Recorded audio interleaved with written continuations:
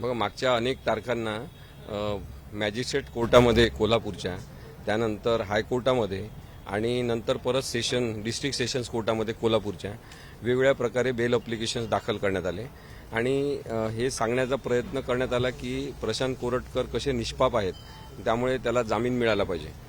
हे सांगण्याचा प्रत्येकाला अधिकार आहे, त्यांच्या वकिलांनाही अधिकार आहे त्यांची बाजू मांडण्याचा. परंतु ते सांगत असताना इंद्रजित सावंत यांच्या संदर्भात जे 2-3 पॅरेग्राफ अत्यंत आक्षेपार्ह लिहिले होते, त्याच्यामध्ये त्यांनी असं म्हटलं होतं की इंद्रजित सावंत हे स्वतः छत्रपती शिवाजी महाराज, छत्रपती संभाजी महाराज यांचा अपमान करतात.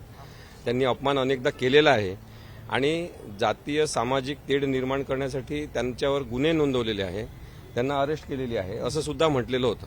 आणि त्यावर आम्ही आक्षेप घेतल्यावर मागच्या तारखेला ती सुधारणा करण्यात आली. त्यांनी पुरसीस दाखल केलं की आम्ही हे जे मुद्दे आहे आम्ही प्रेस करणार नाही आणि यावेळेसच्या बेल अप्लिकेशनमध्ये तसे मुद्दे घेण्यात आलेले नाही आहेत. याच्यामधून जेव्हा कोर्टांमध्ये वेगवेगळ्या हे मॅटर दाखल झाले, वेगळ्या वकिलांना त्याच्या कॉपीज मिळाल्या, याचा अर्थ ते डिफेमेशन झालेलं आहे.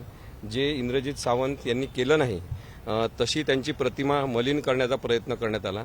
आज एक इतिहासाचे अभ्यासक म्हणून महाराष्ट्रामध्ये त्यांची जी पत आहे, त्यांना इज्जत आहे आणि त्यांच्या शब्दाला जो मान आहे तो त्यांच्या इज्जतीवरच घाव घालण्याचा प्रयत्न मुद्दामून करण्यात आला काय असं आम्हाला वाटते. आणि ते कोणाच्या सांगण्याहून प्रशांत कोरटकरनी केलं किंवा प्रशांत कोरटकरनी सांगितलं का आम्हाला माहिती नाही, परंतु प्रशांत कोरटकरनी बेल अप्लिकेशनमध्ये अनेकदा म्हटल्यामुळे त्यांना आज आमचे सहकारी ॲडव्होकेट योगेश सावंत यांनी स्वतः जेलमध्ये जाऊन तिथले जे मुख्य वरिष्ठ जेलर आहेत अविनाश भोईर यांच्यातर्फे नोटीस सर्व्ह केलेली आहे.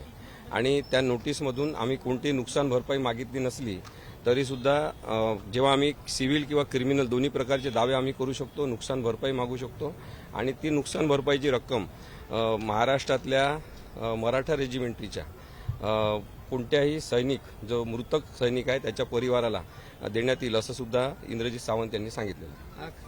अक्षय शिंदे प्रकरणामध्ये पोलिसांवर गुन्हा दाखल करण्याचे निर्देश हायकोर्टाने दिलेले आहेत. एकूणच या सगळ्या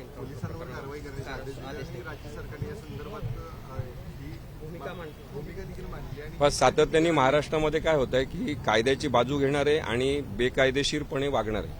बेकायदेशीरपणे वागणारे सामान्य नागरिक, बेकायदेशीरपणे वागणारे काही पोलीस अधिकारी आणि बेकायदेशीरपणे वागणारे काही राजकीय नेते यांचं सतत चेहरे आपल्या समोर येतात. मग आता जर अक्षय शिंदेच्या संदर्भात संबंधित पोलिसांवर कारवाई करण्याचे आदेश झालेले असतील तर पोलीस हे एक साधे त्याला आपण काय म्हणतो सॉफ्ट टार्गेट आहेत.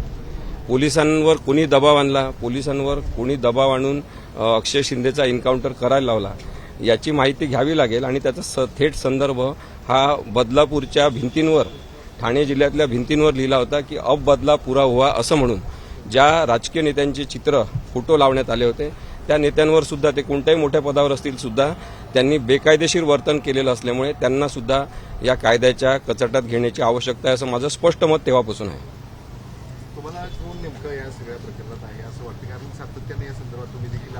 बघा, ज्यांनी अक्षय शिंदेच्या एन्काउंटर नंतर एन्काउंटरचं समर्थन केलेलं आहे ते अत्यंत जुनाट विचारांचे, बेकायदेशीर डोक्याचे आणि कायदा समजून न घेता केवळ सत्ता आपल्या हातात आहे म्हणून सत्ताधीश बनू पाहणारे हुकुमशाही प्रवृत्तीचे जे नेते आहेत, त्यांनी अक्षय शिंदेच्या मृत्यूचं राजकारण केलं, भांडवल केलं आणि त्याचं समर्थन सुद्धा केलेलं आहे.